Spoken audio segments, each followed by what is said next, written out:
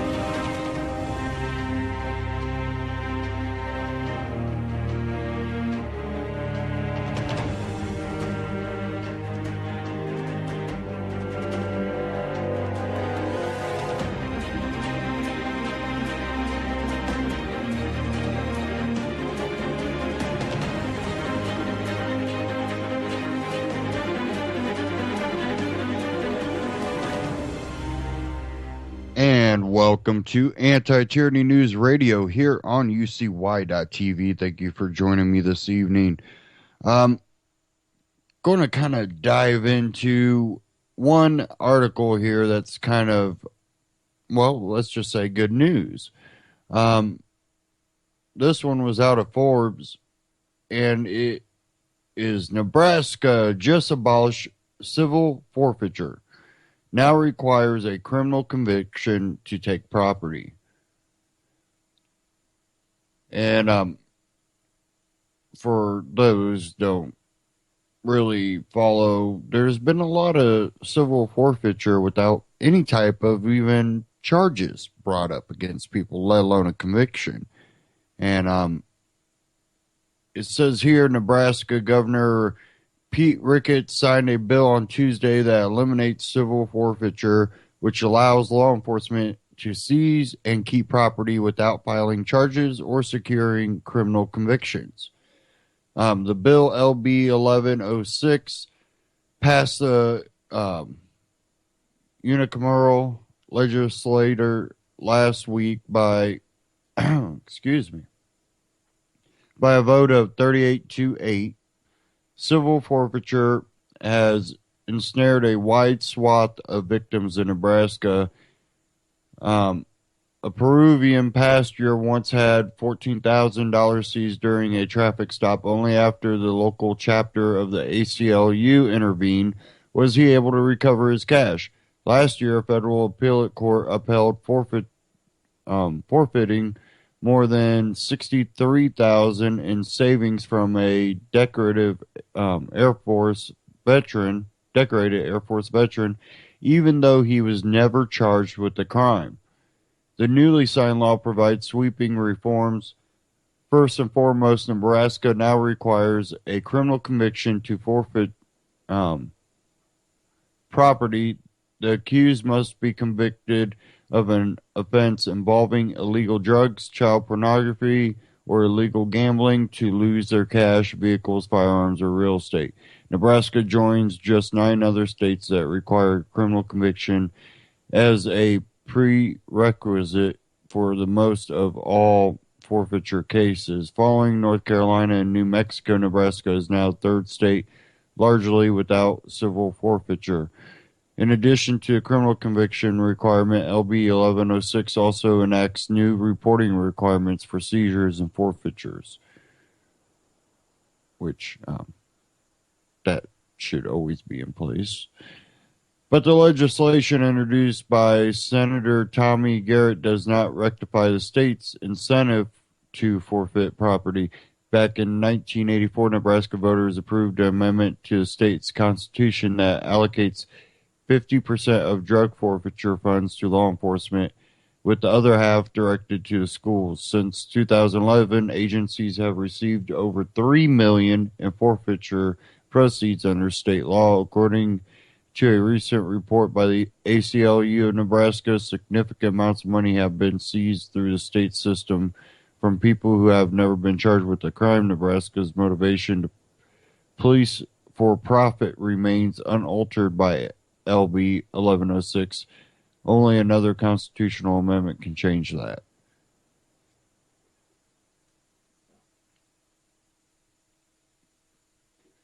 Yet LB 1106 does take aim at an even more egregious form of police profiteering by participating in a federal forfeiture program known as equitable sharing. State and local agencies can move to forfeit property under federal law and receive up to 80% of the proceeds.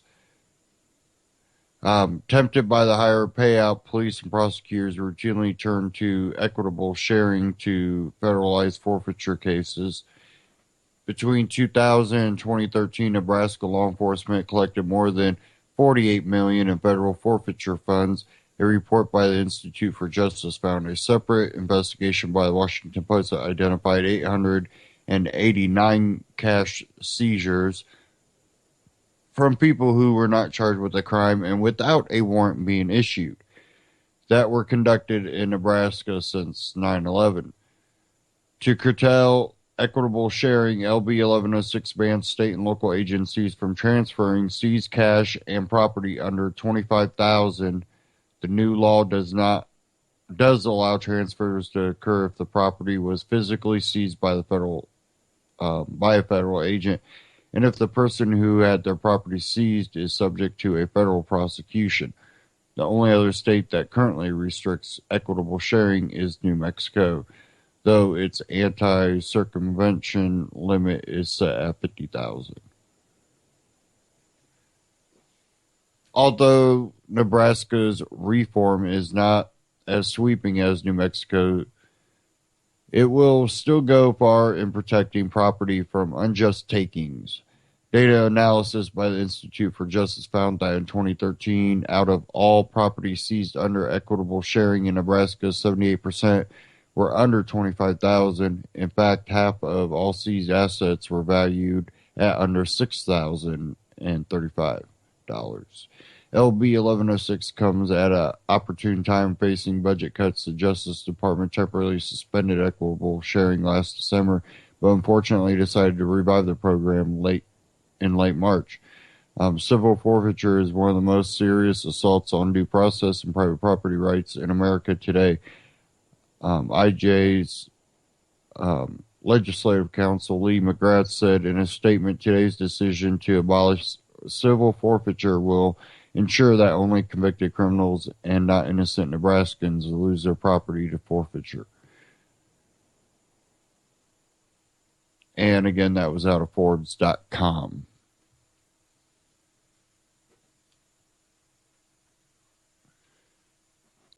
Okay, I'm going to get into this Friday's Ron Paul Liberty Report, Mythbusters Liberty versus the Bathroom Bullies. And whether you look at it as government being the bullies and taking it, or even when you look at these PC organizations that go around and bully people to basically take away their liberties in the name of their liberty. Okay. So we'll get into this, and again, Ron Paul Liberty Report, Mythbusters Liberty versus the Bathroom Bullies.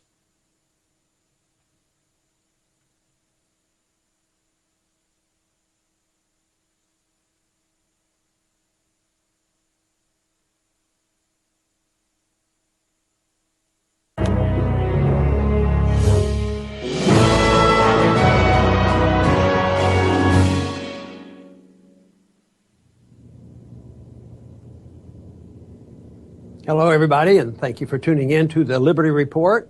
This is the day we do the program called Mythbusters. Co-host today is Chris Rossini, who is also the editor of the Ron Paul Liberty Report website.com. Chris, good to see you today.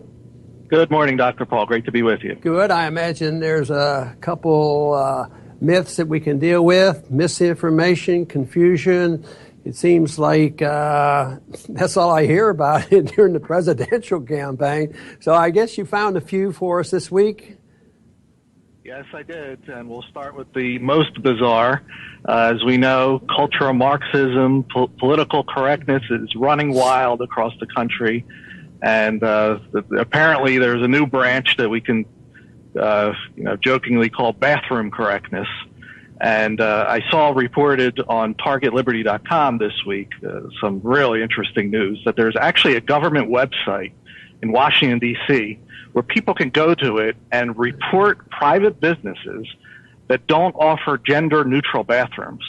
Now, Dr. Paul, is this an area that government has any business in, and are we moving to a time where private people are going to have to are going to be forced to allow a grown man to share a bathroom with a little girl?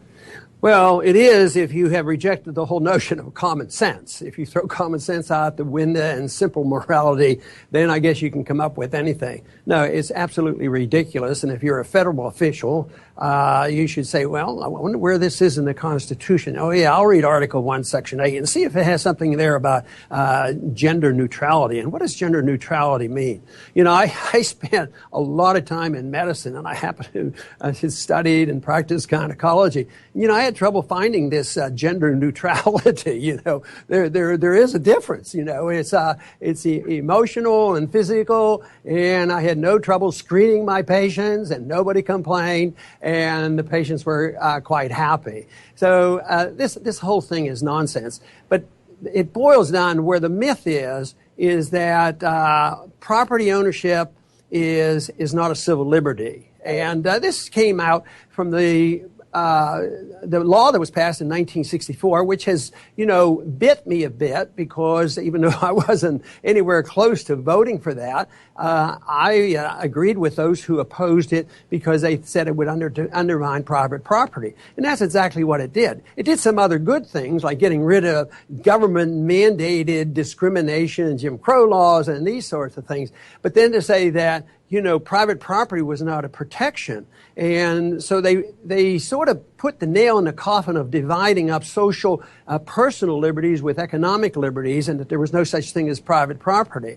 But when it comes to bathrooms, does anybody say to us, well, you have a bathroom in your house, and I'm out here and I need a bathroom, so I want to come in, and you have to oblige to have that person come in, and also gender neutrality was important, and the how this person presents himself. No, nobody would think that would be possible, that nobody does it.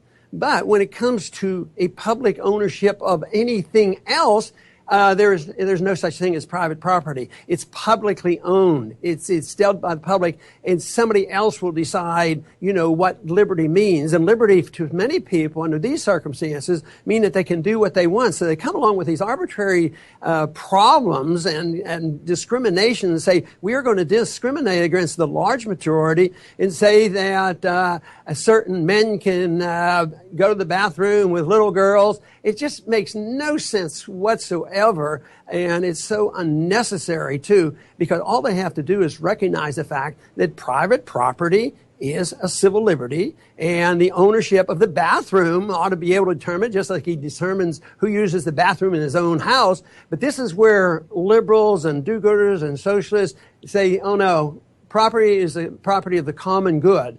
But they want to define the common good and the common use and what the rules are. And that's why they reject the whole notion of libertarianism and freedom of choice. They really are rejecting freedom of choice. And they come down on the side of authoritarianism, and then all of a sudden there's a conflict. One person's authoritarian approach is different than the other person, and they reject this whole notion of freedom of choice and a solution to problems, in a voluntary manner. And it's been handled that way for many, many years. It's just recently, and I think this whole idea where social Marxism is a good term. It's the use of force to intimidate people to certain values that they don't endorse, and there will always be a difference. That's why the libertarian society is so advantageous. It allows people to do what they want on their own terms as long as they never use force. And under those conditions, you can have all kinds of bathrooms and do whatever you want on your private property, but you can't intimidate and make other people, obey and follow the rules that you design and say, well, it's public and we're going to write the rules for the public. So this whole myth could be solved by just understanding that private property is a civil liberty, and people who own property can make their own decision with how it's to be used. Yes, and all those crazy rules, they get lumped into a mythical contract that's often referred to as a social contract, and we'll cover that one next. Now, there are many, many people that love living under the biggest government on the planet, and they often tell libertarians, you know what, if you don't like it, then you can just get out. We live under this social contract, it's called. But Dr. Paul, I don't remember signing any contract, and I would love to see anybody's signature on it. So please dispel this myth of this social contract. Well, I tell you what, with that presentation there, it makes you think about Lysander Spooner, because he spent a lifetime trying to point this out. He didn't sign the Constitution. Why do I have to obey the Constitution? And who put me into this social contract? But, the social contract has never been the evil that it is seen today and the abuse of today, because this was a big issue for Socrates. But even back then, in those early days of trying to figure these things out, a lot of it was voluntary. The community came together, and if you decided that you wanted to belong to a city-state, you did it by joining and saying, I will follow these rules. So a little bit that you can see that as acceptable. And then if you decided you didn't want to follow these rules anymore, you left the community. And it's interesting to note that even John Locke had a sympathy for that, and the people who wrote the Constitution talked about the social contract and the consent of the people. And when the consent is libertarian, it sounds good, it's very tolerant, but when the consent is by socialists and authoritarians, the consent comes down from the Bernie Sanders of the world with massive forced redistribution of wealth. So then all of a sudden, it's a much bigger challenge. And but the social contract today is so abused, and the public good is defined by a few people. But I think it is interesting to think about Lysander Spooner, because he was an interesting person, because he strongly objected to the Constitution. And he was very, very libertarian, leaning toward anarchy. And then, but he despised. He was an abolitionist. He hated slavery. He identified with the South, during that time. And yet his biggest challenge was, the social contracts. Who signed me up to be part of this system? And even though things weren't as bad back then as they are now, his suspicions were right. And even the Anti-Federalists at the time of our Constitution being written had these same concerns. Well, this consent business may get out of control, and we shouldn't allow this to happen. Maybe we'll write the Bill of Rights, and that will help contain it. But it really didn't work well. And so the social contract now is totally out of control. It sounds good. It's sort of, do it for humanitarian reasons. We want to do good for the people, free medicine, and that's the social contract. And you who are able to produce, you must produce and take care of these people. So that is what has to be challenged.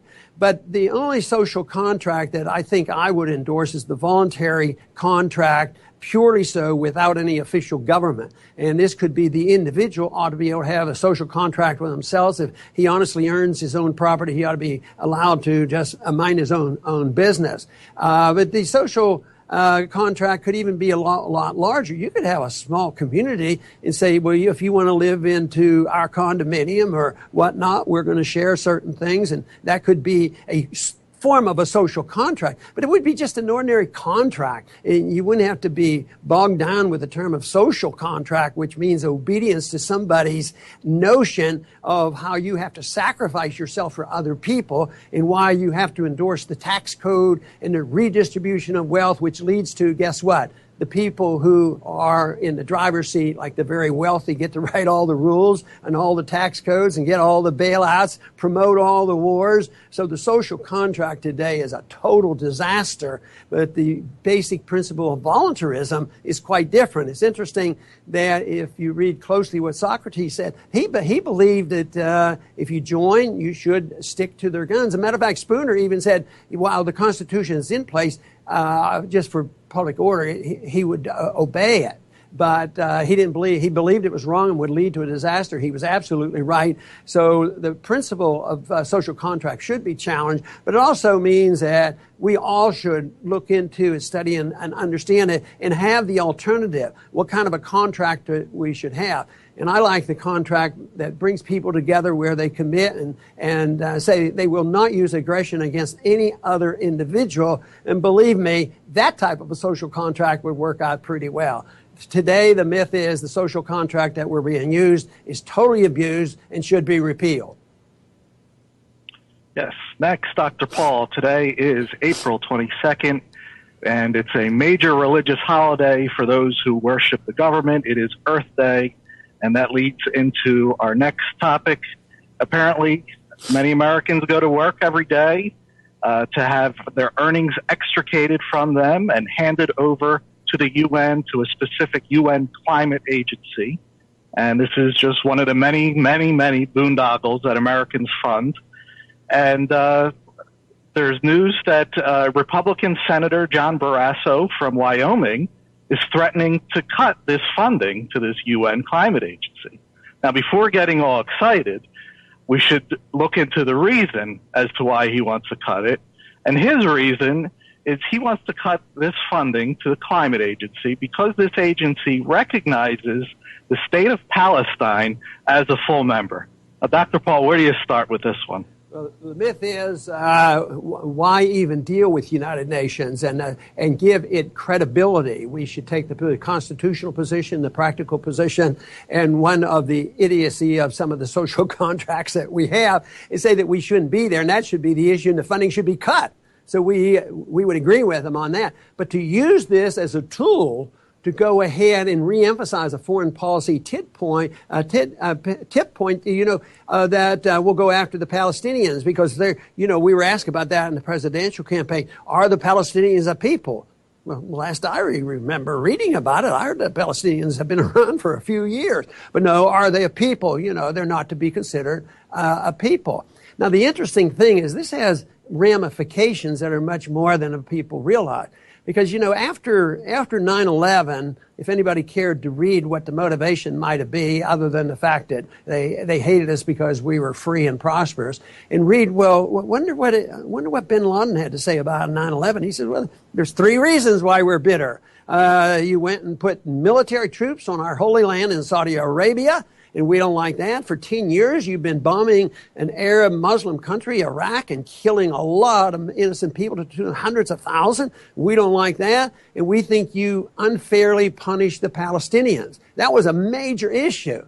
But all of a sudden, though, we continue to do this, even when there's an opportunity to maybe say we need to do less UN. They're not a peacekeeping force. They participate in warmongering more than peace, and therefore they say, well, this is a good time to make the point that we don't like Palestinians, and we won't even allow this thought that they may be considered in negotiations and discussion about their homeland and where many have lived. At the same time, their homeland is shrinking and shrinking.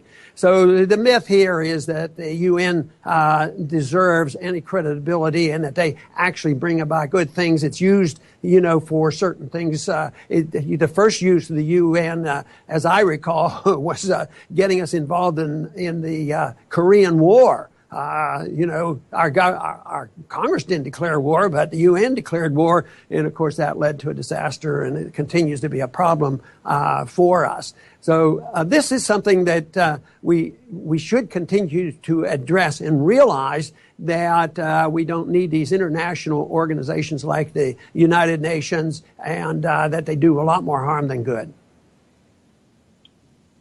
Finally, Dr. Paul, we're going to finish up. Your friend, James Grant, he pointed out the obvious this week in an article, and I was amazed to see that it was printed on the cover of Time magazine. And he basically pointed out that America is insolvent. And predictably, the left went ballistic. I mean, they couldn't contain themselves. And they're coming up with excuse of how America is solvent. And there were so many to choose from, but I grabbed a quote from a former Clinton administration official, Robert Reich. And this is how this is his argument. He says, quote, "The federal debt is dropping relative to the size of the U.S. economy. The debt is growing at about 3% a year, while the economy is growing at 3.4%, which means it's sustainable." Dr. Paul, please dispel this myth. Well, as long as we believe those kind of arguments, the welfare warfare state is sustainable until the total bankruptcy erupts and engulfs us. It makes no sense. The two numbers are actually wrong.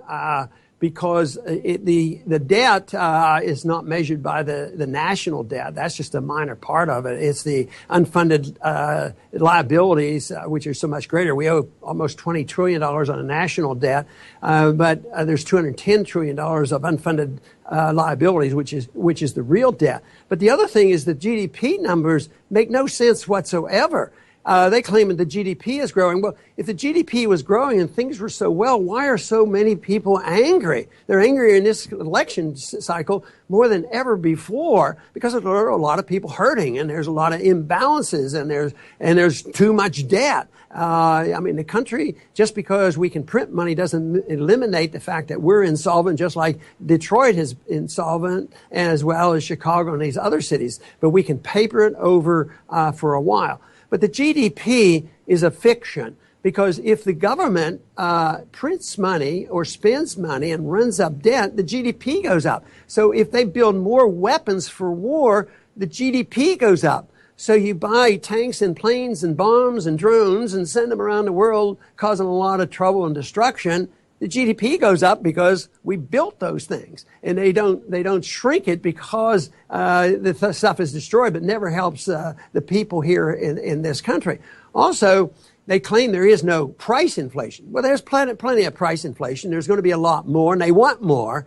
But the price inflation, you know, if gasoline goes up in price, which eventually it will and is already starting to do that, the GDP will go up. Oh, they spend more money on gasoline. So it's a total fiction, and they have to realize that the debt is bad. Besides, if you use the GDP, and let's say they were more honest than they are, the government doesn't own the GDP. They own the ability to tax us, and there's always a limit to that. And they can't keep up with it because the GDP theoretically belongs to the people, and they have to extract that from the people. So the other important thing to recognize is where does the debt go? The debt obligation or the unfunded liabilities, but government borrows to consume. They never borrow to produce. So they borrow and it's all spent and in the wrong way, causes a malinvestment. Sometimes the money just goes into the stock markets and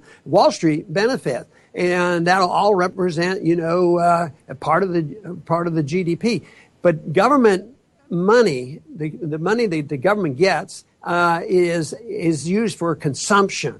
And, but if a growing country or a growing business borrows legitimately and takes some risk, and people take risks in loaning money to these individuals and to produce a new plant and build highways or railroads or hotels or something legitimately, and it's a good business decision, that is not, all debt is not equal and all debt is not bad. But all government debt, I would say, is very unequal and very damaging to the people because the burden always falls on the people because all the debt gets liquidated. It gets eliminated. And that's what Jim was referring to, that we're insolvent. So the sooner we liquidate the debt, the better. But that is what won't happen because even though that a lot of people might recognize this, that we needed the correction and liquidation of debt politically, it's not going to happen. You can't cut food stamps. You certainly can't cut food stamps for the poor and for medical care. You can't cut food stamps for the wealthy. They run the show. You're not going to cut back on building airplanes. So that there won't be any cut. So how do How do you get rid of the debt? Are we going to work harder? No, the economy isn't working very well. They can't even keep up with what's going on right now. So the only way debt is liquidated under these conditions will be not by default. See, a city, Detroit, they can default and wipe some of the debt off the books. Businesses can do that, but governments don't do this. What they do is they liquidate debt by paying the debt off with money that has less value. So if they could tomorrow create 50% inflation right now and double the price of everything, the debt shrinks by 50%. So real debt goes down. That's what they're struggling for. That's why they're begging and pleading and practically praying for prices to go up. But they can control the supply of money. They can control the inflation, but they can't control where it goes and what it does and where the next bubble is. So this is the big problem. Jim is absolutely right. It's totally insolvent. The debt has to be liquidated, and it won't be under these conditions. But to say in a very narrow sense, if you say, well, let's look at the national debt and look at the GDP, and they're going up about the same rate. Well, the truth is the government could probably make the GDP look whatever it wants. If they needed to double the GDP and make it look good, they just double the spending. So the government spending represents, 20-30% of the GDP, which means it's all negative. Instead of it being a positive when the government spends, that's actually negative because the government takes the wealth out of the community. The government spends it, wastes it, instead of allowing it in the community to build something very productive.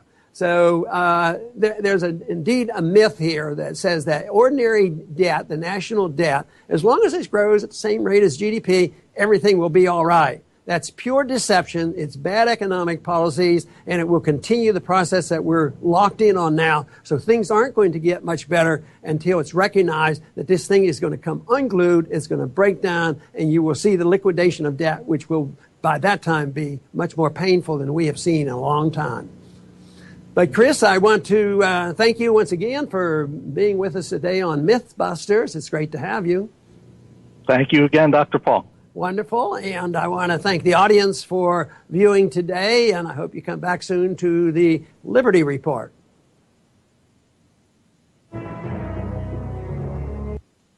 Ron Paul Liberty Report.com, Ron Paul Liberty Report on YouTube. Subscribe, check them out. One thing they brought up was Earth Day, and I kind of want to go into this article I came across. It was actually on Drudge, even though I kind of been away from Drudge for a while here. This came from whatsupwiththat.com, but it was 7 Earth Day predictions that failed spectacularly. Let me see here. I'm just going to read off what they were. They actually say who made them and a whole bunch of other facts about the people that made these predictions. Number 1, civilization will end within 15 or 30 years. This one was Harvard biologist Dr. George Wald. He warned shortly before the first Earth Day in 1970. Number 2, 100 to 200 million people per year will be starving to death during the next 10 years. And this was declared in 1970. Number 3, population will inevitably and completely outstrip whatever small increases in food supplies we make. Number 4, demographers agree almost unanimously 30 years from now the entire world will be in famine. Environmentalists in 1970. Number 5, in a decade, urban dwellers will have to wear gas masks to survive air pollution. And this was Life magazine stated in January 1970. it said here that scientists had solid experimental and theoretical evidence to believe that in a decade, urban dwellers will have to wear gas masks to survive air pollution. By 1985, air pollution will have reduced the amount of sunlight reaching Earth by one half.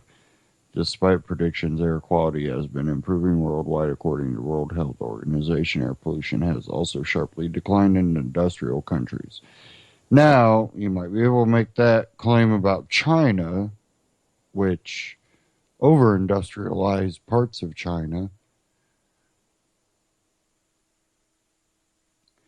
So when you, put all your manufacturing in one city, that might happen. And, of course, they thought, it's just going to keep getting more industrial. Well, no, technology kind of took a part of that. Number 6, childbearing will be a punishable crime against society unless parents hold a government license.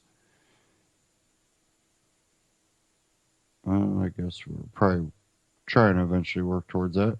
By the year 2000, this is number 7, by year 2000, there won't be any more crude oil.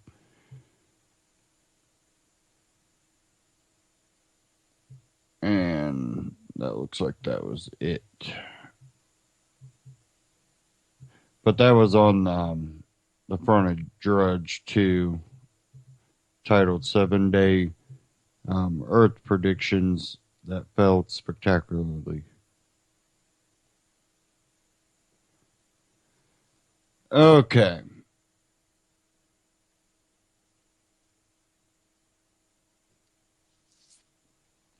Now I have something that I've been kind of warning against, and we're going to kind of get into foreign news. And, we talked last broadcast Wednesday about, we have this whole fight of sides where Russia, China, now, the Saudis threatening with the U.S. dollar, and Russia and some other countries are kind of iffy about the United Nations and NATO. And I get this article, and this was actually in October 2015 that this was posted, and it just reminded me. I'm like, I was talking about it, and I forgot to bring this up because I did have this bookmark, and I was cleaning out some bookmarks, and I'm like, okay, I see. I forgot to talk about this. But this was about Attorney General Loretta Lynch announced at the United Nations that her office would be working in several American cities to form what she called the Strong Cities Network, a law enforcement initiative that would encompass the globe. And I've also talked about how they also use United Nations in this Agenda 21. And, they'll call you conspiracy theorists until it actually, becomes something. And then they'll still just kind of shrug you off like, yeah, but it's not bad. Because, as long as they like what's going on, they think it's all right to abridge other people's rights. Oh, you don't like living our what we believe is utopia to us? You don't like living this lifestyle? You don't like everything being owned by the city and walking paths and no privacy? And you like rural life? Oh, no, bad. They don't like that. And you've noticed how definitely over the years, farmers used to be looked at as, these respectable people. They made decent money, and, they grew the food for us. They took care of all the dirty work. And now it's kind of, you literally see people look down on rural people. Oh, you're a farmer? Oh. And I've seen, people treated that way. Oh, you got a farm truck? and it's muddy. Ew. And it's like, these are respectable people. They, are working the land to put food on your plate. You also see it in a lot of the farming areas where a lot of these farmers can't really sustain themselves anymore. A lot of farmers I meet, millions of dollars in debt just to keep their farm running. And it gets so bad that they don't see the farm going to their kids. Their kids don't see a future in farming, so they're, trying to get out of that life. And parents just run up a crap load of debt because, well, we'll keep the farm going. As long as we're keeping the farm going, they'll keep allowing us to, pile this debt on, and then, we'll die, and who cares? It's like, probably not the best thing to do there. But that was at Breitbart.com.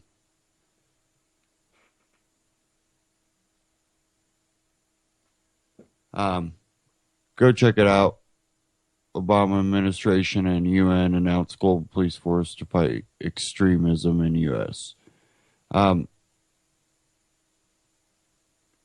me a second here.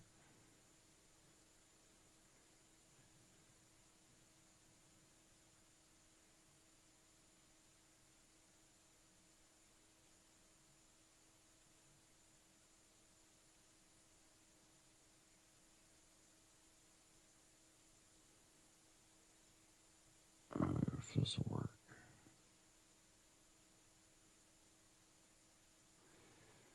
Now, I wanted to play this, and second hour we'll kind of get into some more domestic news, but a lot of you know Daniel McAdams from Ron Paul Liberty Report. Well, he did a Mises Media, and he talked about the war party and how it works. And he's someone that has worked in foreign policy, and he knows quite a bit in that field and is also a libertarian-minded person. So when we are looking at our foreign policies and the policing of the world, and you look at, Obama administration trying to create these police forces, which a lot of those are also connected with the Agenda 21, and they're going by, names like Vision 2020 or Vision 2030, or, they're called Vision something, Vision 2025, whatever. They're these metropolitan areas that they're trying to set up, and they're trying to do it through these to create these artificial police forces that fall under, these guidelines. And once they have a network of it, then they have a control structure put in place. And in reality, it really, if you look at it strategical, it's a literal play to take over the United States. Now, people go, oh, that's conspiracy theory. Look at him spouting conspiracy. Well, no, that's a typical plan of how you infiltrate, government to overthrow it. You got insiders in the federal government. You can't really get the cities or states to go along for the most part. So you just create a network of them. And you make those places play the major roles. Economic roles, opportunity, and then you suck the rest of it dry. And it can happen. Let's go ahead and get into this clip here. Daniel McAdams, Mises Media on YouTube, how the war party works.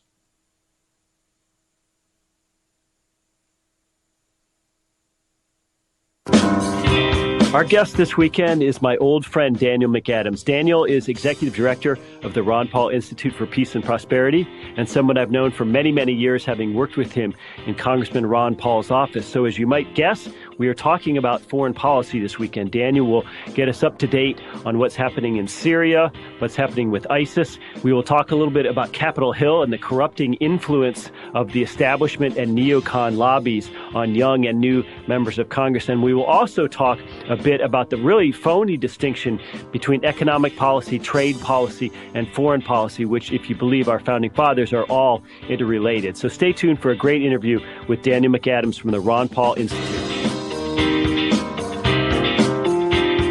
Daniel McAdams, welcome to Mises Weekends. Thanks so much for joining us. Hey, Jeff. Thanks for having me. Great to be with you. Well, I mentioned in the intro that you and I are old friends. We've known each other for a long time. And I wanted to ask you this. We both spent plenty of time on Capitol Hill. We saw how committees work, how lobbyists work, how the foreign policy establishment works. But even so, does it still amaze you the extent to which money, I mean, just pure funding, is available for the foreign policy establishment and especially the neoconservative think tanks in D.C.? Oh, absolutely. I mean, and it's not, they don't even try to hide it. If you go to the Institute for the Study of War, for example, which is run by Bob Kagan's wife, a big neocon, they have it right there on their donation page. We're supported by Lockheed Martin and all the other guys, all the other warmongers. So they don't even try to hide it. And, you know, it's funny, Jeff, because I know I got a hint that we're going to talk about Saudi Arabia later, so I can say this to preview. When I first got back to D.C. From living overseas for a number of years, I was working for another organization, not Ron Paul, and one of the first things that I went to, actually maybe when I first went to work for Ron Paul, but it was very early on, but it was a black tie event, and wow, it was so exciting being new to D.C., and I went there, and it was just so lavish. You wouldn't believe it. All those personalities, all the, I think Sting was there, and some of these other actors. It was all put on by the Saudis, the Saudi Arabian embassy. And you talk about a spread. You talk about money put down. And this is sort of, I guess, soft power and soft lobbying. But it was a real eye-opener. There's a lot of money in D.C. if you say the right things. Well, it's interesting how D.C. is such a foreign policy bubble. I mean, out in the hinterlands, out in the world, I can't find any ordinary people who actually support expanding our presence in Iraq and Afghanistan, for instance, increasing or beginning a presence, a physical presence in Syria, potentially having an armed conflict or a bombing conflict with Iran. In other words, these positions seem to be held nowhere outside of D.C., and I mean that literally. Yeah, I think so. I mean, I think there are some diehard Fox News-loving neocons that think, yeah, we got to get in there and take care of business. But I think actually something else that's even perhaps somewhat more insidious has taken place, though, and that's the idea that all of this can easily be replaced by drone warfare. So you'll have a guy who would never think of having U.S. troops go to some of these places, but he has no problems at all with some guy in Arizona or Nevada sending bombs from an anonymous drone and killing a bunch of people. So unfortunately, it's not that they're against getting involved in wars there. They just don't want to put U.S. troops in. You mentioned Ron Paul earlier, and obviously Ron has retired from Congress. Explain to our listeners, what happens? Let's say a bright-eyed, idealistic young congressman or congresswoman shows up in Washington, D.C. with no particular interest or thoughts or expertise in world affairs or foreign policy. How does the war lobby and the war party go about getting their hooks into him? How does that happen? Well, I think it's an intoxication process that happens pretty quickly with new members. And from all the time we've been there, Jeff, I think there are maybe a couple that were partially immune to it. And I know Ron was totally immune to it. That's a whole different story. But, when you get there and you see that you can do things like park your car anywhere, be called sir by anyone, and just be the king of the hill, especially if you come from some place where there isn't this kind of treatment. Say you're some lowly businessman actually doing something useful. When you get to D.C., you're treated like a king, and that can really start to make you think, hey, I'm really somebody. And then the leadership will come to you and say, hey, you're a bright young guy. You have got a lot of potential. We've got good ideas for you. And they'll also, when you first get there, don't forget, they will give you staffers. And you and I know this, Jeff, staffers went from member to member. They changed staffers like they changed their underwear. These guys went back and forth. And if there's a new upcoming member, you'd get new staffers. But it all came from the centralized party. And that's why they were all vetted, especially the foreign affairs types. They were all vetted by these people to reflect the prevailing view, which is an interventionist worldview. And so that protected them.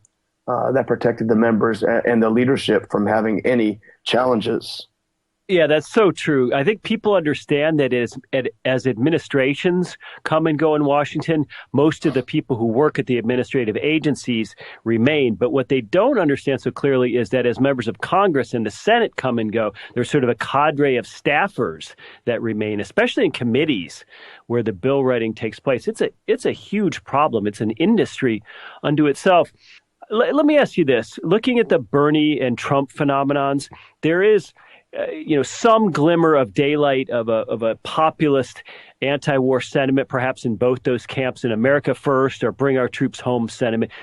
And I know Ron Paul is far too humble to ever say this, but do you ever think that Ron feels like, he really started that and that a lot of this populist anti-war sentiment that's out there, he's responsible for?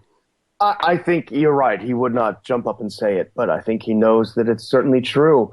But I also think he knows that as soon as there was some traction under what he was doing, the establishment came and pulled the rug out from under his feet immediately. And look at something like the Tea Party, which was a Ron Paul event, no question about it. Started by Ron Paul supporters. This great idea to do this. And at that time, the frustration with Washington, the anger, the populism, the establishment moved in very, very quickly to try to harness that and move it in a more, quote, positive direction.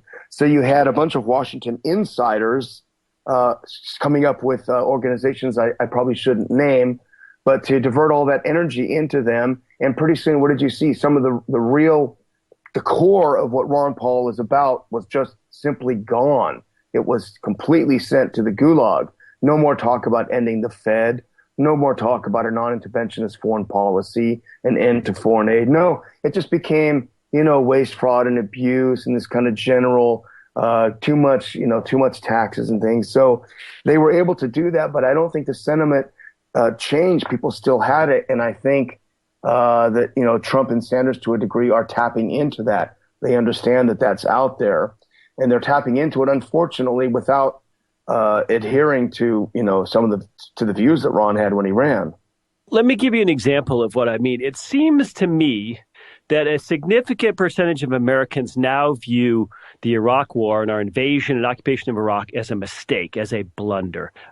By contrast, it took many decades for Americans, I think, to be dishonest with themselves about Vietnam. It took a long time for us to admit that was a mistake. I just wonder if you think this is healthy, if we have, despite all the rah-rah stuff that was going on when W first invaded Iraq, I wonder if we're becoming a little more introspective about these terrible wars that we're starting. Well, Jeff, you and I both have relatively young children, and, we probably go through this I know I do on a daily basis, that child does something wrong. You tell them it's a mistake, you explain why, and 2 minutes later they do it again. So, we have that to a degree. You're right. There is a realization that it was a mistake. However, nobody learned from the mistake. The same media that lied us into the war in Iraq lied to us about all of the things leading up to Syria, and it wasn't questioned. And they lied to us about why the U.S. had to start bombing in Syria. Remember, at the time, there was this new mysterious Khorasan group that was even scarier than ISIS. And if we didn't get in there right now, they would take over the world. And that was presented as, and everyone said, yeah, Ron, okay, we get it, but this is too bad and too evil and too dangerous. We can't ignore this. So to a degree, they didn't learn from the mistakes. They didn't understand that they're manipulated by the media and by the politicians and the neocons. And the other thing I would say that's maybe at least as disturbing is I think there's an ongoing rehabilitation process for the Iraq War. And you already will hear a lot of the neocons say, okay, yeah, it didn't work out well, but that's because that feckless Obama pulled our troops out. If he'd only stayed in there and kept all the troops there, things would be going well right now. So, and you have a lot of that revisionism over Vietnam as well. But so, yes, it's good that people more quickly have decided that it's a disaster, but there are some concerning factors that I would consider mitigating. Yeah, well, it's interesting. Neocons always blame the prosecution of the war rather than going to war itself as the problem. A prosecution, I will add, that they never involved themselves in by joining up. So when Ron retires, he creates the Ron Paul Institute to keep alive his non-interventionist views. So give us an example. For example, in brief, what's the Washington line on Syria versus what's the Ron Paul Institute truth on Syria as just one example? Well, the Washington line on Syria is particularly deceptive because on the one hand, they're selling to the American people, we have got to go after ISIS. We've got to go after ISIS. And they've terrified the American people enough that the American people have agreed by and large to this plan. But they're not going after ISIS because they're much more concerned, and they have been since 2006 at least. They're much more concerned with going after ISIS's chief enemy, which is the Assad government in Syria.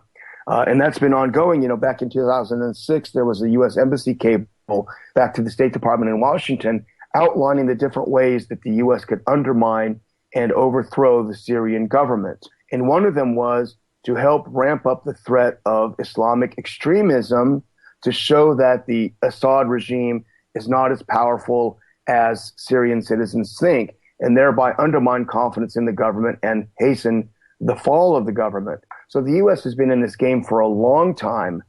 They've been pushing regime change for a long time in Syria, and they're not fighting ISIS. You're damned to hell for saying this, but the Russians went in September of 15, and in 6 months they achieved much more than the U.S. did. The U.S. went in June, I think, of 14. So over a year and a half longer, they achieved much more in that short time because they focused not only on ISIS, but they focused on Al-Qaeda's franchise in Syria, which is the Nusra Front, which the U.S. has been suspiciously ambivalent about. As a matter of fact, David Petraeus, the hero of Iraq, openly wrote an article saying we should ally ourselves with Al-Qaeda in Syria. So that's the line that the government is, the line that the Ron Paul Institute is adhering to is the same old. It's the boring old thing, which is don't do it, don't intervene. It won't turn out well. It won't end well. We can't reorder Syrian society. The problems that have created ISIS are much deeper than that can be solved at the end of a drone or at the end of a bomb. So it's the same message, simply don't intervene. You know, I'm curious, whatever happened to the Taliban? Whatever happened to Al-Qaeda? It seems like ISIS is the new boogeyman, and they keep being replaced. And every once in a while, we get one of these press missives that the number 2 guy has been captured. But there's always a new boogeyman, isn't there? It's just relentless. Absolutely, and it captures the attention. They do even worse things. Remember the babies from the incubator back in 1990 in Iraq, and they think of other things. Remember, Gaddafi was feeding his troops Viagra and turning them into rape robots. Totally untrue. Total lie. It was all lies. It's always lies to get people to sign on to the war, unfortunately. And this does continue. But as to what happened to the Taliban, well, the Taliban is actually winning in Afghanistan. They've started their spring offensive. And as a result, Obama has decided to leave U.S. troops in Afghanistan, the longest U.S. war in history, to leave them through the end of his presidency. He can't afford to pull them out because there's no way that Afghanistan could have been a success in the way that the U.S. envisioned it. It was always going to fail. It's now just kind of a slow motion failure that's draining us in our economy and draining Afghanis in their lives. But the end is inevitable. It was written before it was started. You simply can't do what they wanted to do. What's the real war budget annually? In other words, if we consider the State Department and foreign aid and sanctioning bodies, all this meddling in the UN, and then, of course, the DoD, the Pentagon, the three branches, what do you think the U.S. government, the U.S. taxpayer, actually spends every year on what we might call the war budget? And you'd have to add to that the care of veterans who've been wounded in previous wars, and that percentage of the debt that of the national debt that's for the military as well. So that those are two sort of hidden areas, but it's certainly much more than the roughly $600 billion that is advertised. It has to be much closer to $1 trillion. And you would add in things like the Department of Energy because they're in charge of the enormously expensive nuclear weapons program. So there's a little bit of this in almost every part of the government, but when you add it together, it's well over $1 trillion a year. I wanted to bring up something that we used to talk about back in Ron's office. This term foreign policy is actually not something that existed until, I believe, perhaps even into the 20th century. In other words, in the earlier period of America, there wasn't this distinction between foreign and domestic policy. And I would argue that as an organization here, the Mises Institute that focuses on economics, that there shouldn't be a distinction between economic policy and trade policy and foreign policy and wars. In other words, these things are all interrelated. Can you talk about this concept of foreign policy and how that somehow should be distinct from congressional squabbling about Social Security or something? In other words, R's and D's are supposed to agree on foreign policy? Yeah, well, I think a lot of it has to be, just in terms of education, I think you have to lay some of the blame at the universities, who've churned out, and I hate to say this, but they've churned out so many people that have been in the arts, but arts that have masqueraded as sciences. We've seen this a lot with economics, and you certainly know a lot more about this than I do. But before I discovered the joys of Austrian economics, I went through the horrors of Keynesian economics in college, and then when I made the mistake of going to grad school to study international relations, I had a goofy professor who was involved in creating math problems to decide when wars might happen. Using probabilities in math and things. So it's a pseudoscience. It wants to be a science. And I think it attracts a lot of people who probably couldn't cut it in science or what have you to get PhDs. So it defines itself. And then you have special interests that feed this idea that there are the experts who've studied these things. And they always, going back to what you started with saying, they always have economic interests at heart. It's not devoid at all. It's not detached from economics whatsoever. So you do have the rise of this as an idea, but at the same time, it's considered. The experts in Washington are those that have been able to please their masters, their economic masters, not the ones who are right.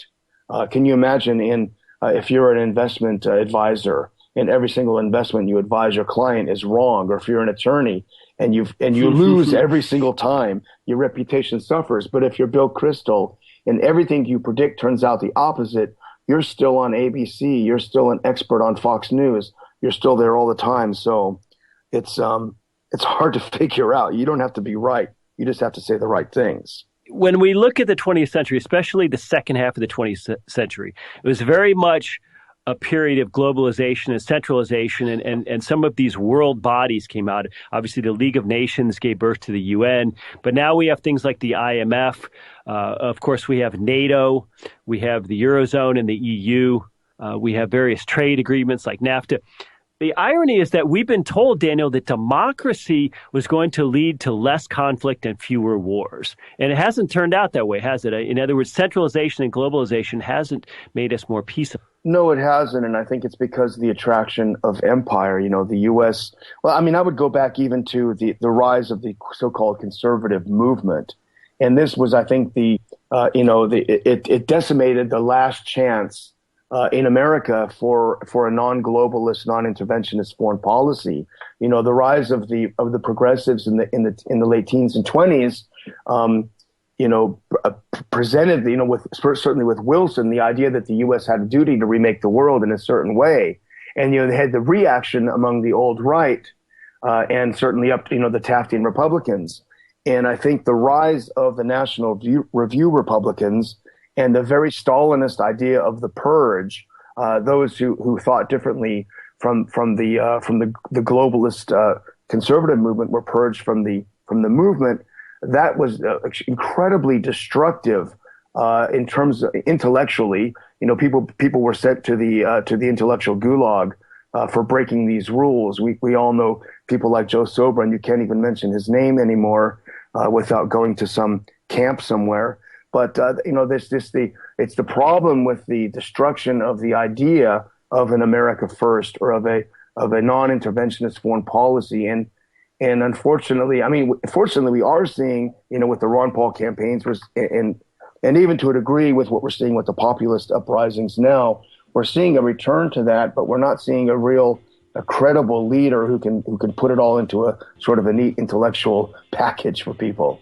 Well, Daniel, I want to thank you for your time. And ladies and gentlemen, if you're interested in foreign policy and what's going on in the world, I really have to recommend the RPI website, ronpaulinstitute.org. Not only will you find viewpoints that you won't get in the mainstream media, but you'll also find a lot of facts and information and almost reporting that you won't find anywhere else. And I have to say, Daniel, I really enjoyed Neocon Watch. I think it's a fascinating take on a very vital subject. And I commend you and Adam Dick and Chris Rossini and, of course, Ron Paul and others who were involved in keeping the Ron Paul Institute alive, because there's really nobody else out there in this huge global world of ours doing and saying what you guys are doing and saying. So, again, thanks for your time, and we'll get you on the program again. Ladies.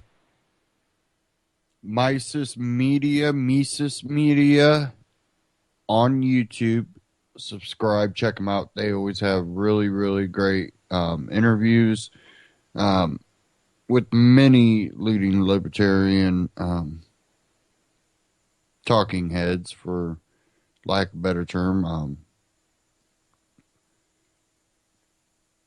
A lot of these people have been a part of campaigns, like Daniel McAdams, who worked with Ron Paul's team. You have a lot of different views, but all centered around individual liberty and freedom. And I don't always agree with everything, but for the most part, if you're going to seriously look at freedom and individual rights, you have to have somewhat of a libertarian outlook. Because if you go authoritarian, you don't get freedom. You don't get liberty. I think that's really being missed with libertarians and Tea Parties that support a lot of the candidates that are running.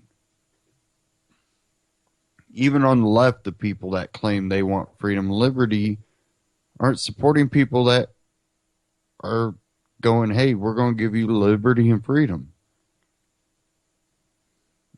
I have so much hope for a lot of these people that I meet that really do understand, you know, freedom and liberty. And then I see all these people that are, you know, Bernie Sanders, Donald Trump, Ted Cruz, Hillary Clinton. I'm like, my head spins. I'm like, what is going on here? That cultive mentality. But then a lot of times I also see these are also the same people that are, I don't want to like hate on people that get into any type of sports, but when it becomes their only thing outside of work or spending time with their family, other than that, it's basketball, football, or whatever sport's on at the time.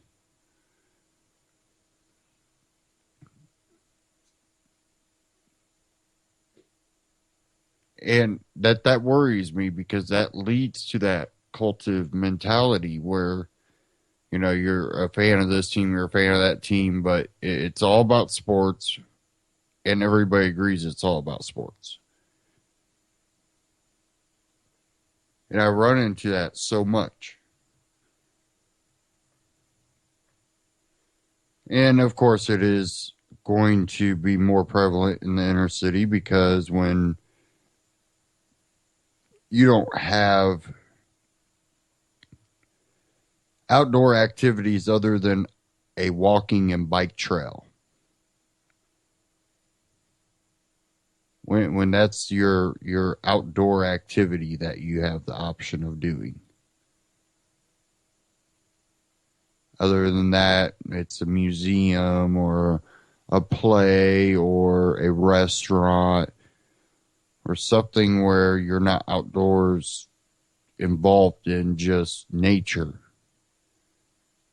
That becomes a vacation. And you're going to see a lot more of that. But I urge people to get into woodworking or, find something. There's so much for people to do to kind of expand their mind rather than just engulf themselves in sports. Now, if you want to, pick a sport and root for that team, and when that season's over, go to a hobby. I urge people to pick a winter sport. That way, during the summer, you can have an outdoor hobby. But you have to become an individual too. You have to leave room for you to find a passion other than sitting down and watching other people follow a passion. And then in return, they're making millions of dollars because so many people are watching them do something that they were passionate about. The more money, the more passionate they seem to be. Now, if you look at our foreign policy, we see where propaganda is able to play out in a cultive mentality.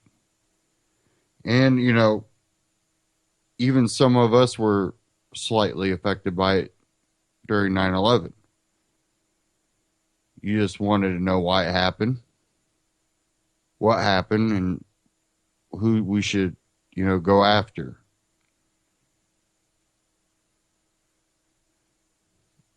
Then we have, these classified 28 pages that we also get Saudis threatening that if we were to declassify these or, do anything that would implicate them in 9/11, that they're going to crash our dollar.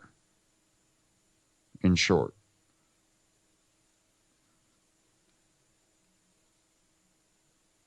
We have people that would look at that story and just, oh, that's a hoax. Because they don't want to believe it. But eventually we have to realize that, what we were told is not going to be the truth, because every major incident will be used for propaganda uses. Definitely the more control that federal government seeks. And you have things like United Nations that can also influence things. And it makes it hard to really believe anything. I know a lot of people have brought that up. If I can't believe this or I can't believe that, then what do I believe? A lot of it's just, listening to every side of the issue. And then coming about, hey, we understand this, and this happened. Both sides, claim some sort of this happening. There's going to be unknowns.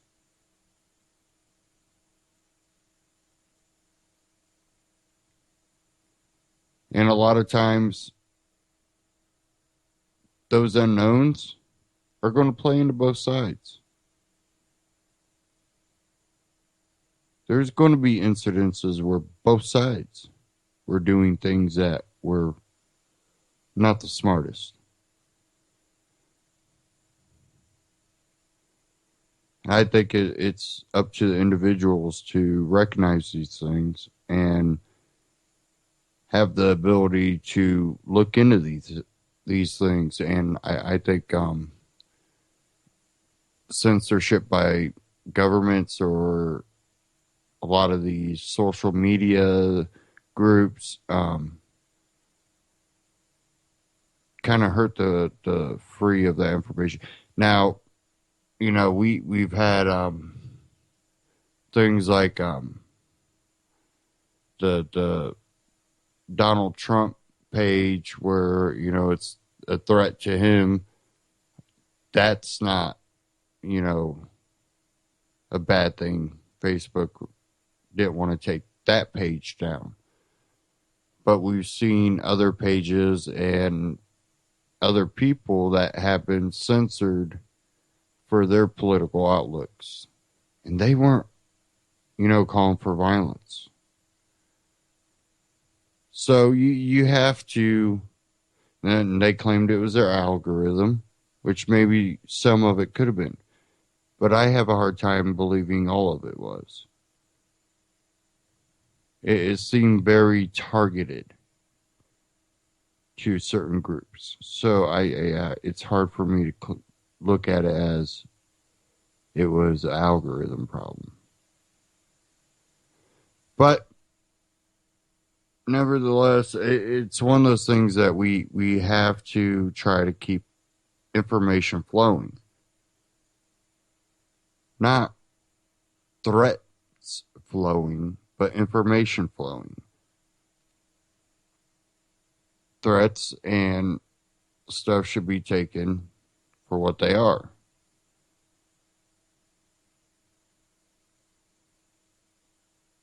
You're trying to put people's lives in danger. You're threatening their life. And people should hold that, you know, those type of people accountable. Pages like that on Facebook should not have really any likes and be taken down for threatening. Now, problem is we have selective censorship, and that's a way to keep information held back from people. We see it in search engines, we see it in social media feeds.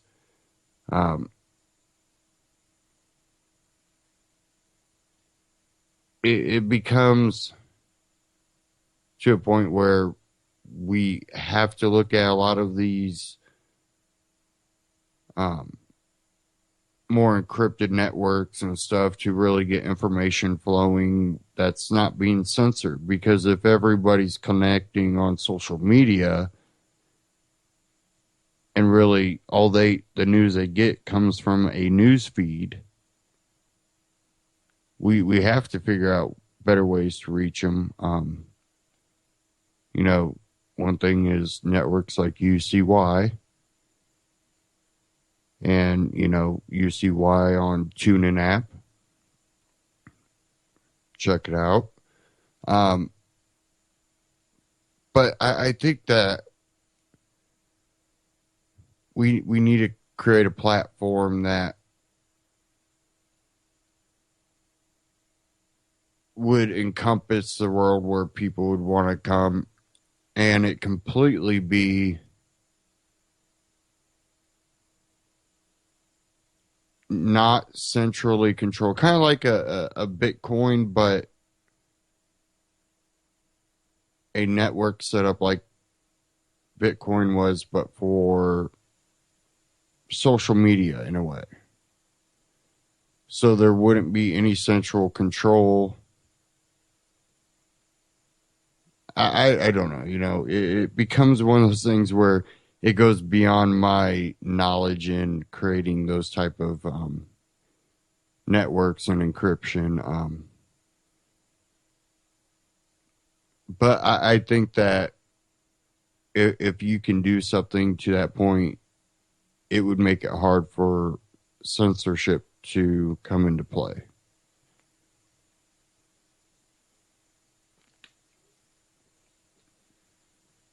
Now, it would have to be continually advanced in a way that makes a new version accessible without having to, redo everything. Maybe with just better encryption and better security. I'm kind of one of those people that have an outlook kind of where I think that as technology advances, so does, the people that the hackers that are out there that create tools and ways to counteract the control mechanisms put in place by governments and social media giants, tech giants.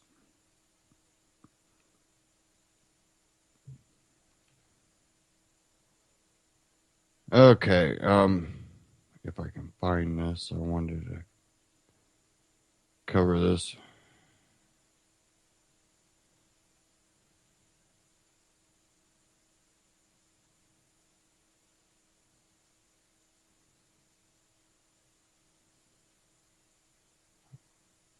Probably not. Oh, there it goes. I think I got it coming up now.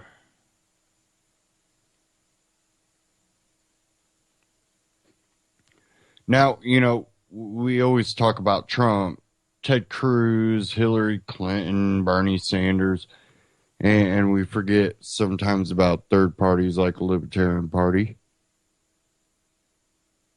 which I've tried to make it a point to kind of bring up not really the Libertarian Party as the Libertarian Party, but kind of the idea of libertarianism, but during election season, that might encompass the Libertarian Party. This out of Reason.com, the hit and run blog. Libertarian Party presidential campaign gets nasty. Inevitable accusations of skullduggery aimed at former Governor Gary Johnson and competitor John McAfee says he cannot support the party if Johnson is nominee. The last time America got a chance to see the three presumptive frontrunners for the Libertarian Party's presidential nomination together during their two-part, 2-hour debate aired on John Stossel's Fox Business News program, the rivalry seemed friendly enough. The debate showcased a quick bust on the cheek from former New Mexico Governor Gary Johnson to antivirus software pioneer John McAfee. McAfee said he met opponent Austin Peterson at a gay bar, and despite some doctrinal conflicts, he never got, say, Trump versus Cruz nasty.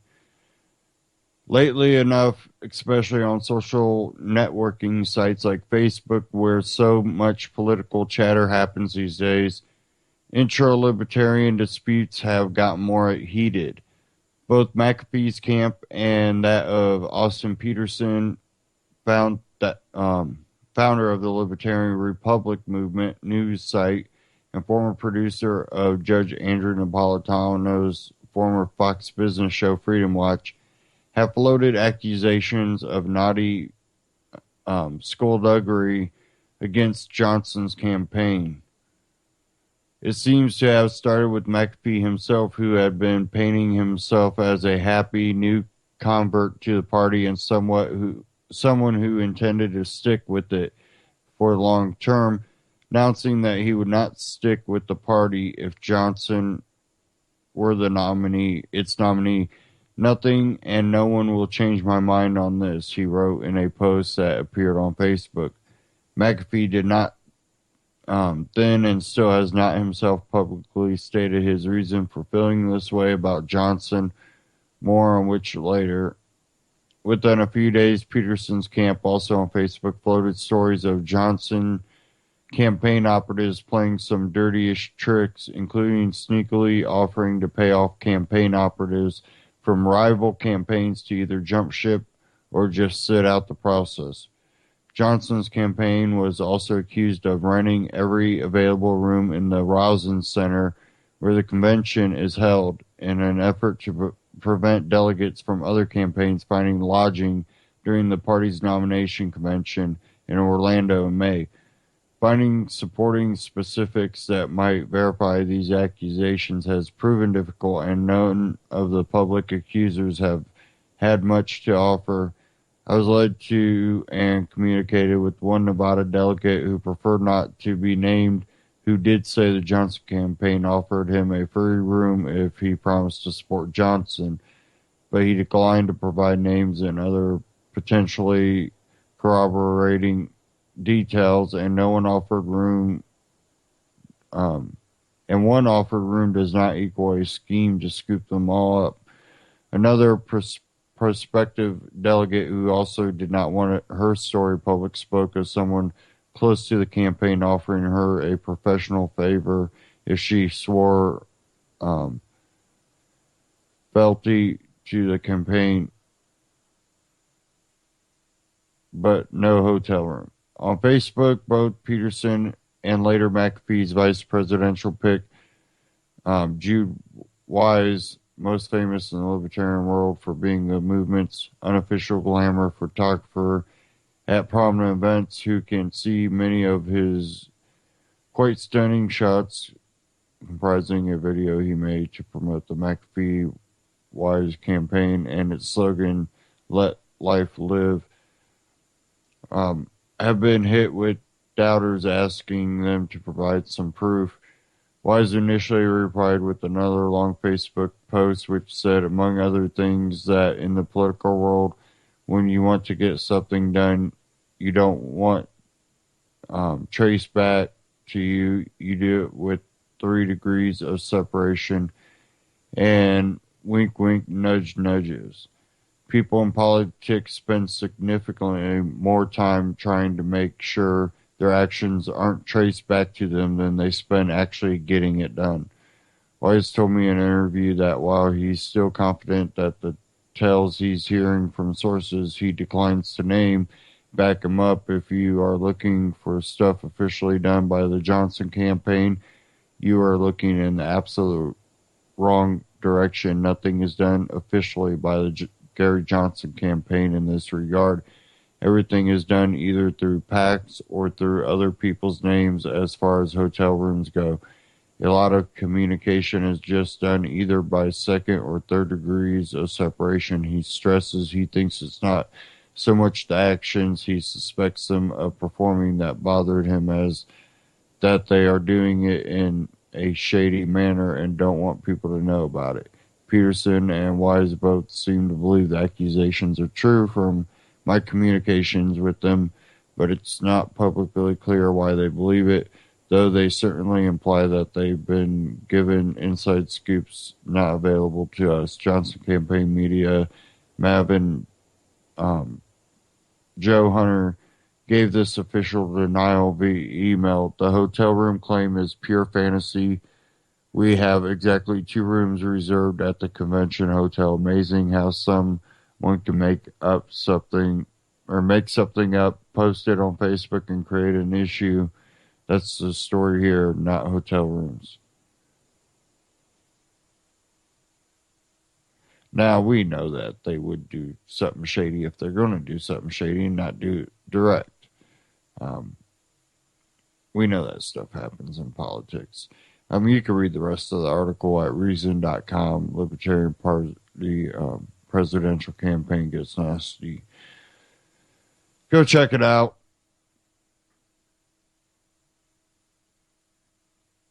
Okay.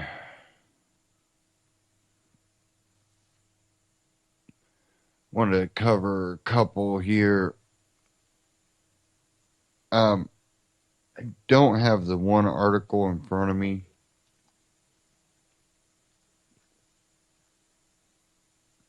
But it was Russian scientist says possible immortality for elites by 2045, or says that immortality possible for the elite by 2045. And then I seen this article that I do have in front of me, this one out of Business Insider. Google's chief futurist, Ray Kurzweil, thinks we could start living forever by 2029. Ray Kurzweil, Google's chief futurist, laid out what he thinks the next few decades will look like in an interview with Playboy. Kurzweil is one of the biggest believers in the singularity, the moment when humans with the aid of technology will supposedly live forever. He has chosen the year 2045 because, according to his calculations, the non-biological intelligence created in that year will reach a level that's 1 billion times more powerful than all human intelligence today. But even before 2045, Kurzweil thinks we could begin the deathless process. I believe we will reach a point around 2029 when medical technologies will add 1 additional year every year to your life expectancy, he told Playboy. By that, I don't mean life expectancy based on your birth date, but rather your remaining life expectancy.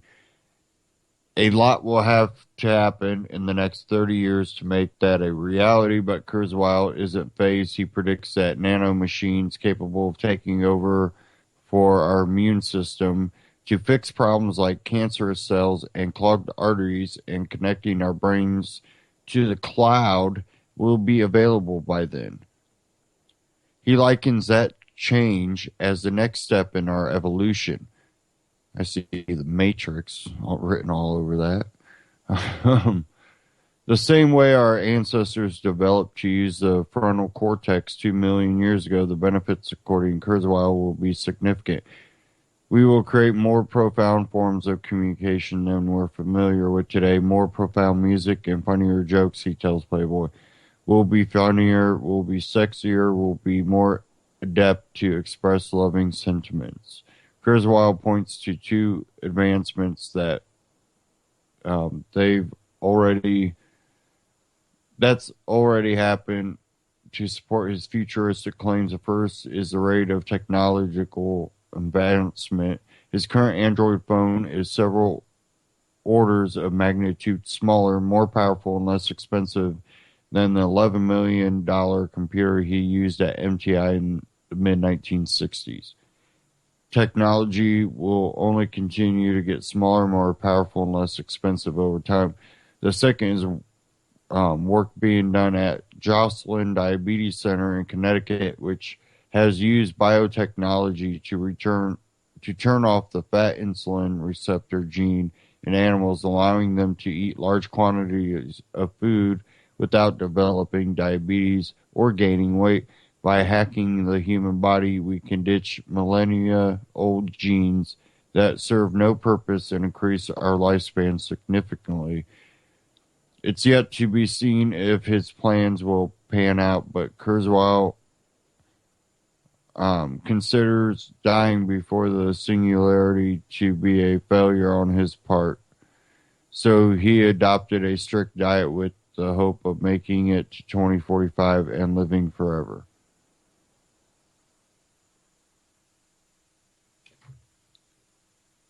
This is what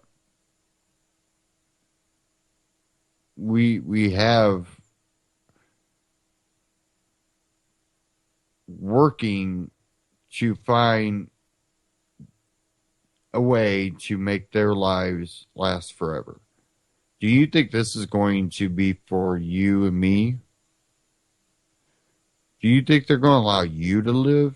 Well, maybe if you toe the line, but the rest of us will not be needed. we already know this. We already know that we already have robots replacing us. They've been doing this for, 20 years. That, I have seen like a significant increase in technology to the point where a lot of jobs have been replaced by computers and robots.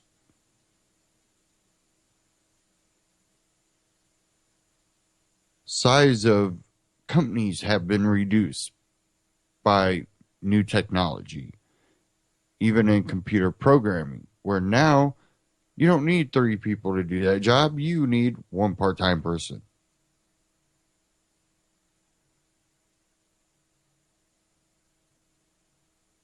It's really getting to the point where if this is what the elites reach for, is to live forever, the peasant type people will not be needed. The unwanteds, the eugenics will be in full display. They just need the right people that will sustain a lifestyle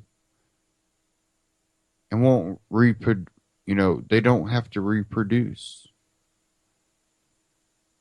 Live forever. Maybe reproduce every 15 years and by test tube. Where technology is going in a lot of these big institutes is eugenics, genetic modifications, computer programming and robotics, and AI.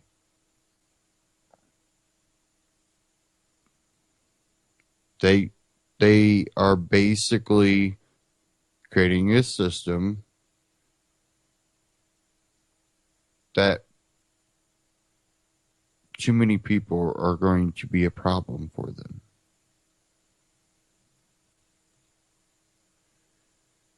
And through eugenics, well, if people stop reproducing and then they die young, then we can get them out of the way. We can create this utopia that we want. Now, that might sound like conspiracy theory. In a way, it has theory in it. But a lot of these people have written books or have said things that have been documented. Again, some of them wrote books talking about this, getting to this point. These being goals that they are putting millions and billions of dollars behind. So it's not that they aren't trying to do it. We can take our guesses, which are theories on how and why and when they are going to do it, but their intentions are in their own words.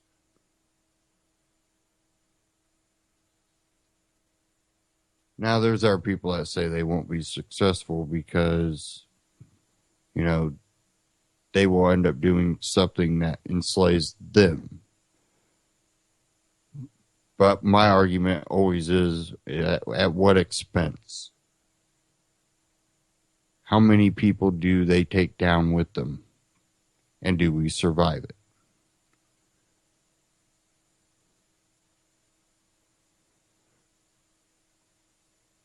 And there's going to actually be some of them that their intentions are good.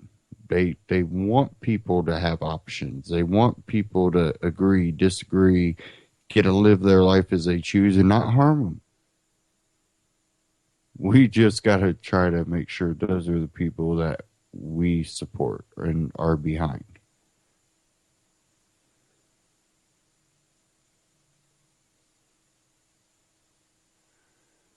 Okay, give me a second here. Hopefully I'm not freezing up over here.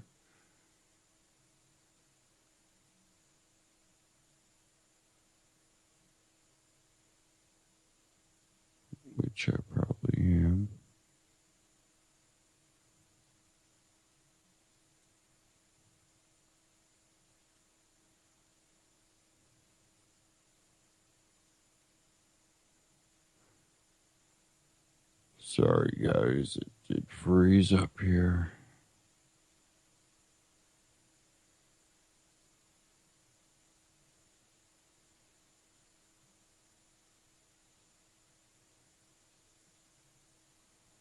Okay, looks like we got it going here again.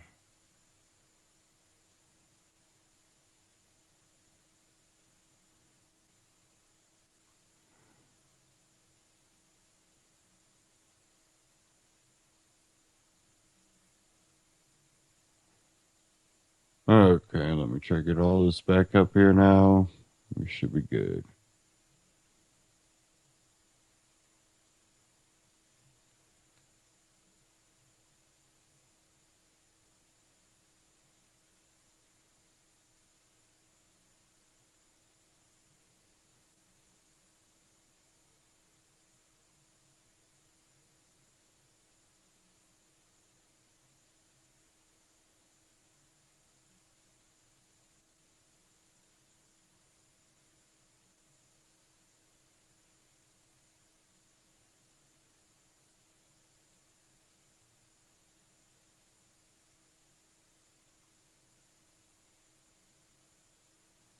Okay. I had this one out of naturalnews.com.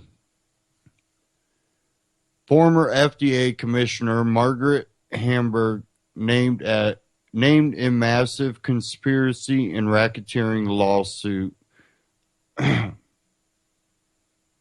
involving Johnson & Johnson, a Wall Street hedge fund, and the Levaquin drug. The former head of the FDA, Margaret Hamburg, used the federal agency to run a massive conspiracy of racketeering and fraud in order to generate millions of dollars in drug company profits for her husband's hedge fund firm, alleges a damning lawsuit filed in the United States District Court in the District of Columbia, before the District of Columbia. The lawsuit alleges that while acting as FDA Commissioner, Margaret Hamburg engaged in a wide-ranging conspiracy to approve an extremely dangerous drug known to cause severe and even deadly side effects in order to financially benefit her husband's hedge fund, which held very large financial positions in Johnson & Johnson, makers of the drug.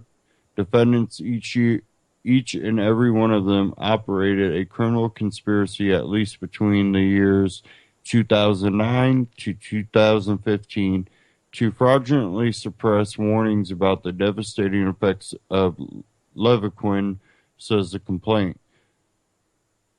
This amended complaint sets forth allegations that involve a conspiracy by defendants, each and every one of them, to reap large financial returns by failing to disclose to plaintiffs and the public at large the full extent of the devastating, life-threatening, and deadly effects of a highly dangerous pharmaceutical drug named Levaquin, reads the opening of the lawsuit. The conspiracy complaint also alleges that over 5,000 people died as a result of Hamburg's conspiracy to cover up at the FDA. Once confirmed as FDA Commissioner, Dr.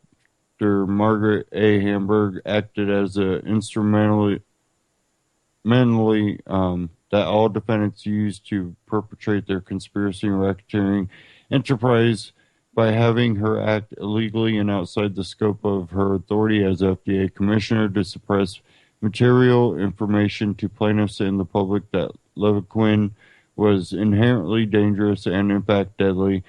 Had this information been disclosed to plaintiffs and the public at large, her and her husband's financial gain and net worth would have plummeted, since Dr. Margaret A. Hamburg's husband, Peter F. Brown, reaped and continues to reap huge financial gain as a result of Renaissance Technologies LLC's holdings of Johnson & Johnson stock. To further this conspiracy, Dr. Margaret A. Hamburg, acting in concert with each and every defendant jointly and severely appointed officials of Johnson & Johnson to key FDA advisory committees and collude with Johnson & Johnson and its officials and subsidiaries to suppress information about the dangerous and deadly effects of Levaquin. As a result, during Dr. Margaret A. Hamburg's tenure as FDA commissioner from 2009 to 2015, over 5,000 people died as a result of consuming Levaquin and other dangerous drugs promoted, manufactured, marketed, distributed, and sold by Johnson & Johnson, suffered debilitating, life-threatening, and deadly illnesses and effects. This deadly harm is continuing as plaintiffs and thousands of other people are suffering and dying from the highly dangerous effects of Levaquin. And it goes on at naturalnews.com, but we've been saying this for, how many years now? When you look at the FDA, you always see people that, are part of maybe food and drug industries. You look at, people coming out of, maybe Goldman Sachs and going into the Treasury Department or heading up the Fed. You see people that tend to come out of the industries making extreme amounts of money, heading up a lot of the boards for a lot of these agencies. They're not bureaucracies because they're not really part of the government. They're groups made by the government and oversight by the government, but they tend to be ran by the large corporations that have the monopolies on a lot of industries. And also help ban things that might help you, but might eat into their profits. And it's almost like it's so in your face anymore.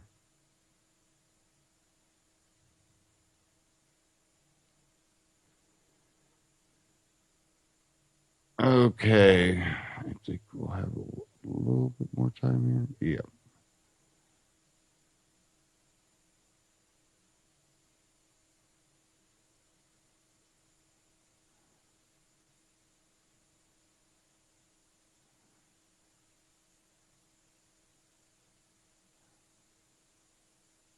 Oh, come on. Sorry, guys. Trying to get this to pop up.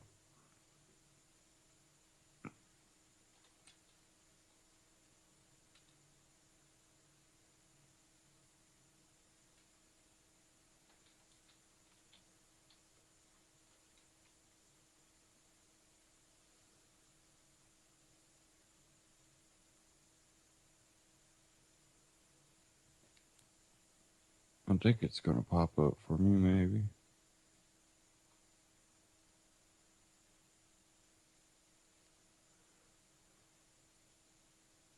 Okay, let's try this again. Sorry, guys. I'll just reload the whole thing.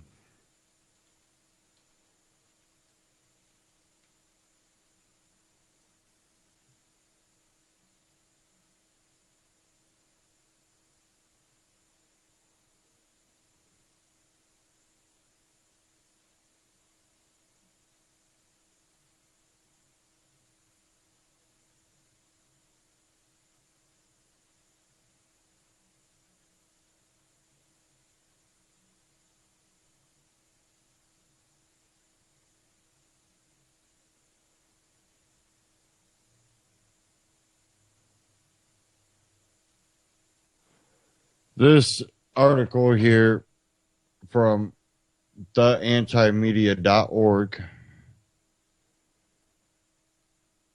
New report proves U.S. law enforcement preparing for rioting on a national scale.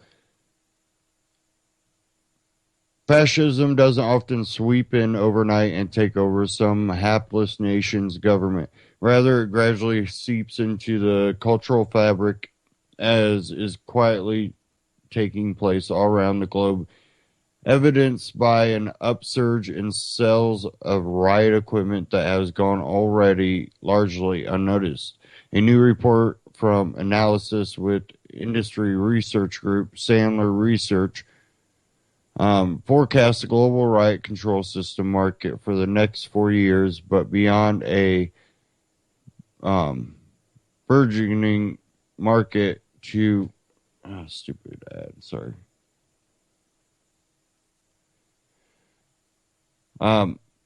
Market to parallel the expanding global police state, it appears world governments are also keenly aware of the civilian discontent. Sandler predicts the market will have an annual growth of 3.5% and makes a telling juxtaposition emphasis is added involving the United States. Law enforcement agencies around the world are the biggest market for riot control systems. The market is expected to generate revenues of over US dollar $3.5 billion by the end of 2020. Countries such as the US, Iran, Egypt, Russia, China, and Thailand have started procuring riot control equipment and are investing heavily in non-lethal weapons. Moreover, special vehicles that are equipped with water cannon and reservoirs have been designed for security personnel for use in areas of conflict to handle large crowds and demonstrations.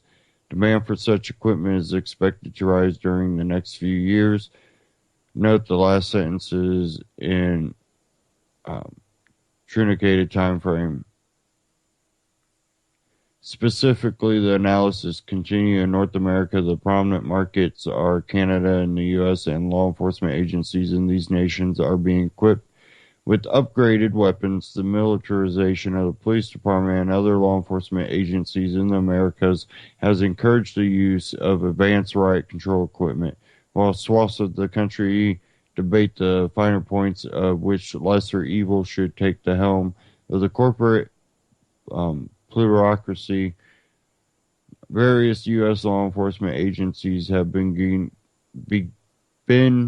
gearing up for the virtually inevitable unrest both during the fall and following those elections. Militarized police forces have become de-rigged even in the nation's smallest towns, but arming law enforcement with the weapons of war rather than protecting civilians has birthed a chasm of distrust and animosity on both sides. It isn't as if this equipment is being produced by a marketplace intent on keeping civilians safe from unsustainable outside threat. As a report which does not offer a breakdown of specific agencies it might be referring to, though may in its body, which can be purchased for $2,500, definitely states law enforcement agencies use riot control systems to maintain the public order and safety and to enforce laws. They are used to disperse, control, and arrest people involved in riots and protests. Riot control systems include lethal and non-lethal weapons, body-worn cameras, armored vehicles, and communication systems. As if released in conjunction with one another, a report by Lloyd's intones the necessity of preparedness, as mass civil unrest can not only spark without prior warning but flare outward unpredictably, what the insurer calls political violence contagion. According to the report, instances of political violence contagion pandemics have become more frequent and the contagion effect ever more rapid and impactful. Considering massive worldwide demonstrations in the U.S. and elsewhere as people finally grasp how corrupt governments actually are, it becomes apparent in these reports the politicians and their enforcement agencies comprehend the greatest threat to their power.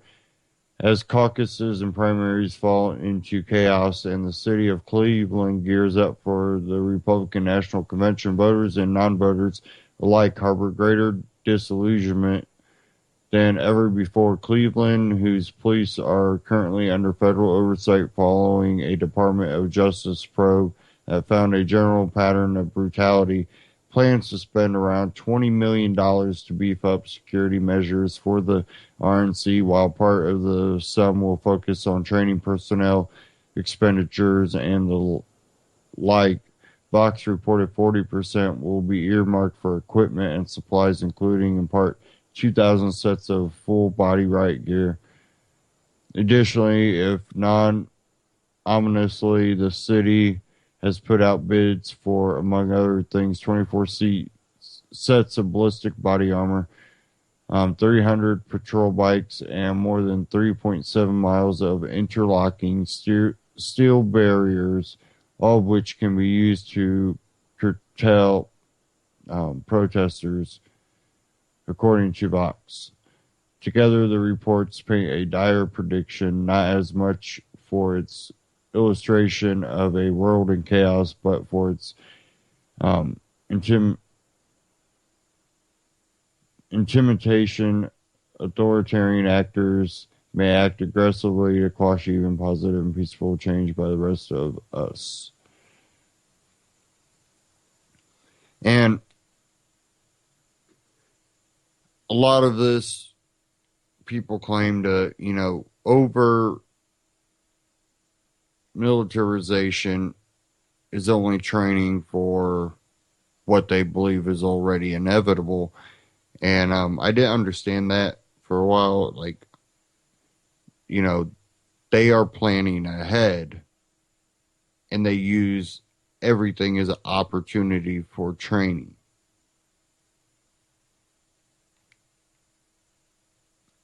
So, that makes sense.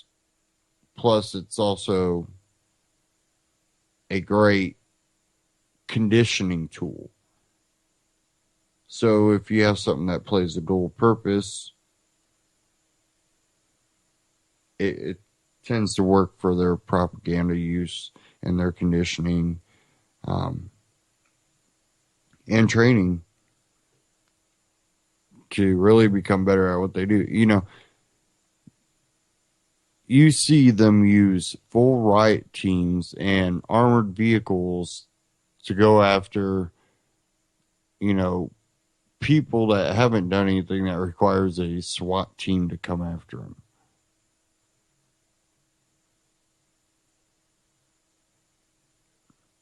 It's really gotten amazing, what type of force they will use against a lot of times peaceful people, nonviolent people, and you claim it's to make the community better and to make those people's lives better because they'll learn. It seems that none of that turns out to be true.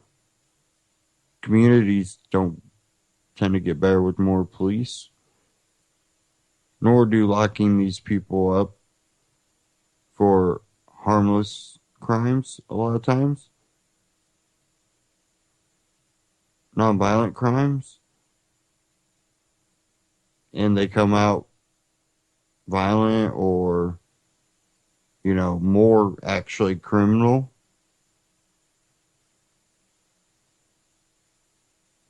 And then people look at them negatively, and then you say you're helping society.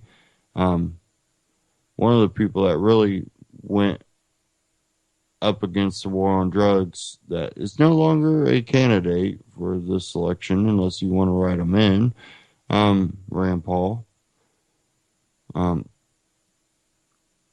This whole election has turned into one of the biggest circuses I've ever seen.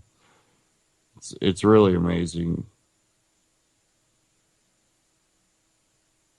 It's just hard for me to even follow anymore. But, we can hope for better. Take care.